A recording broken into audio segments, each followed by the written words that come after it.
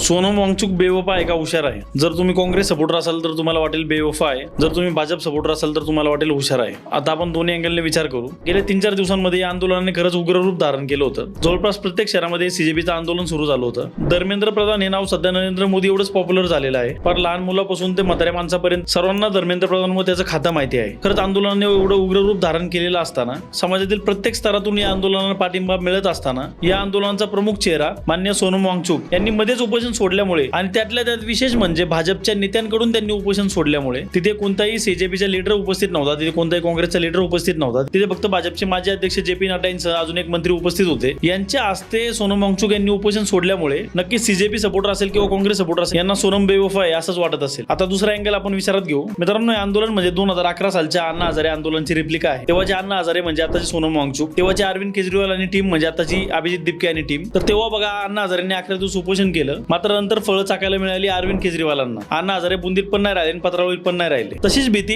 कदाचित सोनम वांगचुक यांना असावी. व अण्णा हजारेंनी 11 दिवस उपोषण केलं होतं, मात्र सोनम वांगचुक गेले तब्बल 26 दिवस झालं उपोषण करत होते. अजून काही दिवसात कदाचित त्यांच्या जीवावरही भेटलं असतं. व 20 जुलै रोजी झालेल्या आंदोलनात जो हिंसाचार झाला, जर या हिंसाचारामध्ये काही विद्यार्थ्यांचा किंवा काही पोलिसांचा जीव गेला असता तर याचा खापर आपोआप सोनम वांगचुक यांच्यावर आला असतं. त्याचप्रमाणे 20 जुलै नंतर अनेक राजकीय पक्षांनी या आंदोलनामध्ये उडी घेतली, जसं की काँग्रेस असेल, सपा असेल किंवा आम आदमी पार्टी असेल. सोनम वांगचुक यांना ही भीती असावी की आपण जे आता जीवावर बेतून जे उपोषण केलं याचं क्रेडिट दुसरे तर घेऊन जात नाहीत. या सगळ्या कारणांमुळे आणि हॉस्पिटलमध्ये विजन वसाहत असल्यामुळे भाजप त्यांना कन्व्हिन्स करण्यात यशस्वी झाली. त्यामुळे भाजप सपोर्टरच्या दृष्टीने सोनम वांगचुक हे हुशार आहेत. आता सोनम वांगचुक यांनी उपोषण मागे घेतल्यामुळे भाजपने एका दगडात अनेक पक्षी मारलेले आहेत. कारण सोनम वांगचुकांच्या जीवावर बेतण्याची रिस्क असल्यामुळे जी अर्जन्सी होती ती आता भाजपला राहिलेली नाही. कारण तुम्ही जर या सरकारचा स्थायी भाव पाहिला तर तुम्हाला आठवत असेल, जे शाहीनबागचं आंदोलन झालं होतं ते जवळपास 4 ते 5 महिने चाललं होतं. सरकारने तरीही त्याच्याकडे लक्ष दिलं नव्हतं. नंतर कोरोनामध्ये जो लॉकडाऊन लागला त्याच्यामुळे ते आंदोलन उठलं. दुसरं प्रसिद्ध आंदोलन म्हणजे जे शेतकऱ्यांचा प्रोटेस्ट झाला होता. त्यांनी दिल्लीची जवळपास 4 बाजूंनी घेराबंदी केली होती. जवळपास वर्षभर ते आंदोलन झालं, तरीही सरकारने काही थातुरमातुर आश्वासने देऊन ते आंदोलन संपवलं. तशीच परिस्थिती सध्या तरी आंदोलनाची होईल असं दिसतंय, कारण सरकारला टाइम मिळालाय. आणि अजून एक महत्त्वाचा मुद्दा, सलमान खानचा नेमका यामध्ये रोल काय? सलमान खानने विद्यार्थ्यांच्या पाठिंब्यासाठी एक इंस्टाग्रामवर पोस्ट केली. जवळपास 24 तासांच्या आत या आंदोलनाकडे 25 दिवस दुर्लक्ष केलेल्या पंतप्रधान नरेंद्र मोदींचं यावर ट्विट आलं. काही वेळातच पुन्हा एकदा सलमान खानने सोनम वांगचुकांचा एकेरी भाषेत उल्लेख करून सोनम इज डन प्रो,